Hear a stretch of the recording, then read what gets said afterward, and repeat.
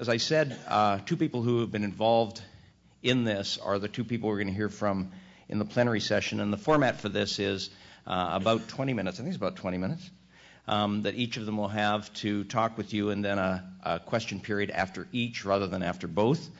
And you can ask them about their experiences, about what worked, what didn't, and think about those questions. We'll handle the questions more or less the way we did yesterday. First of all, it's my pleasure to introduce to you someone who I met yesterday and had read about before that, and that's Stephanie Moura.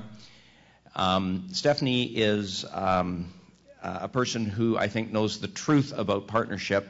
She is the director of MOP, which sounds very domestic, but actually it's the Massachusetts Ocean Partnership. Oceans Partnership or Ocean? Ocean. Only one ocean. The Massachusetts Ocean Partnership, and that's not something you can say fast. For about 20 years, she's been involved in marine, coastal resources issues having to do with management and policy. She is a dispute and conflict resolution expert, has been for a long time. She is also an expert in managing multi-party processes and systems, and knows what it means to engage publics. So this is somebody who knows a stakeholder when she sees one. Stephanie.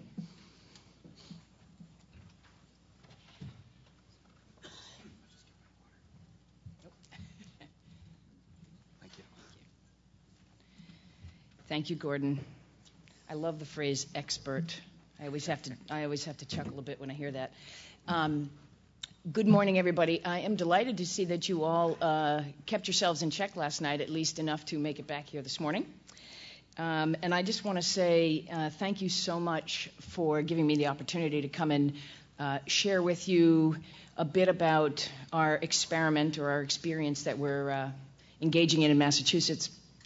I learned a great deal yesterday about the experiment that you're embarking upon in PNCIMA, and it was very enlightening for me. I hope that some of the things I have to share with you today are helpful, and I look forward in particular to learning from you as well. And so I will invite Gordon, even though he demonstrated his prowess at timekeeping yesterday, I will invite him to keep me to my mark here so we have time for Q&A.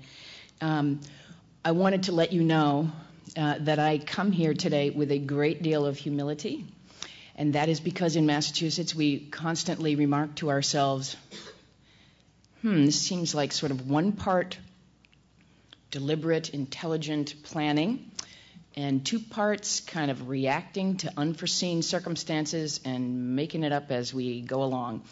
So with that caveat, I will proceed. And we have a very interesting staff person who's actually an aquatic veterinarian by training turned communications and science translator expert.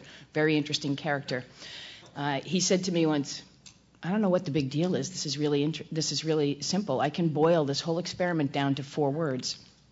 Many uses, one plan. And sometimes that simplicity is very helpful. So what I want to do this morning is really explore with you this sort of amazing opportunity that we have in Massachusetts. The opportunity we have before us is to be the first state in the U.S. to have a stakeholder-informed, science-based, integrated ocean management plan that's statewide. It's a tremendous opportunity. It also comes with equally tremendous challenges. And the main thing I want to talk with you about today are the challenges involved in the stakeholder engagement aspect of that. As a bit of context, as if there were not enough acronyms already describing ecosystem-based management or area-based management or comprehensive ocean management, we've decided to add another one, a very unwieldy one, to the alphabet soup. And the only reason I bring it up here is because the stakeholders themselves sort of invented this term, and despite its awkwardness, it's very meaningful in Massachusetts, and that is Integrated Multi-Use Ocean Management, or IMUOM for short. So it's about as helpful as MOP as our acronym. The point there is that the stakeholders themselves sort of developed it And there's two really important themes in there that I want to emphasize. The first is IMUOM has all the characteristics of all those other alphabet soup acronyms that you're familiar with. It looks to integrate management across sectors. It looks to be adaptive. It looks to be science-based, all of that. But two things in particular. One is we explicitly note the importance of any plan developed under the banner of IMUOM be legitimized through broad stakeholder support. So that's a very important piece. And the other important piece is the multi-use concept is critical to us in Massachusetts. The idea is that the currency that is meaningful to all stakeholders, whether it's industry, potential industry developers, offshore energy developers, for example, or aquaculture, whether it's conservation organizations, whether it's the scientific community or government at all levels, local, state, and federal, the currency that is meaningful, that connects all these stakeholders together, are the ecosystem services that our coastal oceans generate that we as humans and as human society either value knowingly, such as the food, the vistas, the recreational opportunities, or things that we depend on perhaps unwittingly but are essentially key to our survival, such as climate regulation and protection from coastal hazards and things like that. So that currency of ecosystem services is a thread or a common core that draws all stakeholders together so that they can understand the relevancy of embarking on this experiment called integrated multi-use ocean management. It's not just about it's the next groovy policy wonkish thing to do. It's about the ecosystem services, and all the players can connect to that. It's been an educational process, but we're working on it.